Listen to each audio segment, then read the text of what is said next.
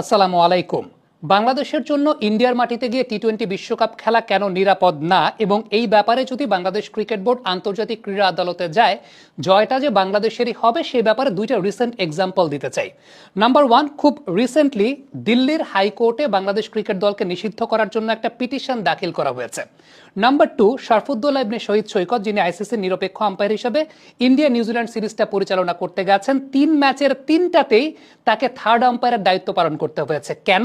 কারণটা হচ্ছে নিরাপত্তা সংখ্যা আছে দেখেই তাকে অনফিল্ড আম্পায়ারিং এ করতে দেয়া হচ্ছে না। এখন যদি নিরাপত্তা সংখ্যা নাই থাকতো, একজন এলিট প্যানেলের আম্পায়ারকে 3 ম্যাচে থার্ড আম্পায়ার রাখাটা নিয়মের মধ্যেও পড়ে না, সেটা বেসিক কালচারের মধ্যেও পড়ে না। ডেফিনেটলি নিরাপত্তার সংখ্যা আছে দেখেই তারা 3 ম্যাচের 3টাতেই শরফুদ্দৌলা ইবনে শহীদ সৈকতকে থার্ড আম্পায়ারের দায়িত্ব পালন করিয়েছে, মাঠের অনফিল্ড আম্পায়ারের দায়িত্ব পরিচালনা করতে দেয় নাই। এখন বাংলাদেশ থেকে যে সমস্ত গণমাধ্যমে আসলে আইসিসির সঙ্গে পাঙ্গা নেওয়া ঠিক না, ইন্ডিয়া বাংলাদেশকে একদম খেয়ে দিবে, বাংলাদেশের ক্রিকেট ধ্বংস হয়ে যাবে, বিভিন্ন কথাবার্তা বলার চেষ্টা করছেন বা বলছেন বিভিন্ন সময়ে, একদম প্রকাশ্য দিবালোকে একদম চোখের সামনে ভিজিবল এই ব্যাপারগুলোকে তারা দেখতে পারছেন না। দ্বিতীয়ত একটা বিষয় বলবো, সেটা হচ্ছে বাংলাদেশ ক্রিকেট কিন্তু খেলার মধ্যে রাজনীতিকে মেলায় নাই, বাংলাদেশের সরকারও কিন্তু খেলার মধ্যে রাজনীতিকে মেলায় নাই। রাজনীতিকে খেলার সাথে মিলিয়েছে আসলে ইন্ডিয়ান প্রশাসন। প্রথমত, বাংলাদেশ ক্রিকেট বোর্ড যখন স্কোয়াডটা ঘোষণা করেছিল তখন তো তারা ইন্ডিয়াতে গিয়ে খেলবে সেটা মাথায় রেখে স্কোয়াডটা ঘোষণা করেছিল। তারা কি বলেছিল আমাদের সঙ্গে তো ইন্ডিয়ার একটা রাজনৈতিক প্রবলেম আছে, আমরা খেলবো না? বাংলাদেশের সরকারও বলে নাই, বাংলাদেশের ক্রিকেট বোর্ডও বলে নাই। এটা তো ইন্ডিয়ান গভর্নমেন্ট, এটা ইন্ডিয়ান ক্রিকেট বোর্ড, তারা মোস্তাফিজকে বাদ দিয়েছে। তাহলে এখন তাদের কথার প্রেক্ষিতেই তো আমরা আসলে যেতে চাই না।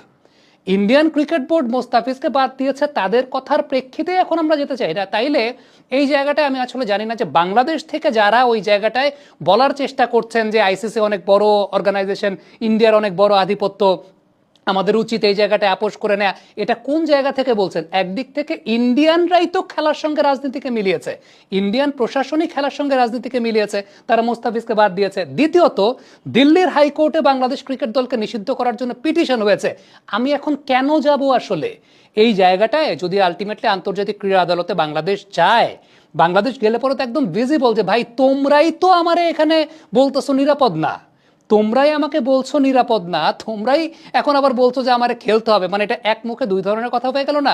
দিল্লিতে এরকম পিটিশন দাখিল হয়েছে হাইকোর্টে বাংলাদেশ ক্রিকেট দলকে নিষিদ্ধ করার ব্যাপারে। আমি কেন যাব? আমি আসলে কেন যাব এই জায়গাটাতে? আমরা তো খেলার সঙ্গে রাজনীতিকে মিলায় নাই।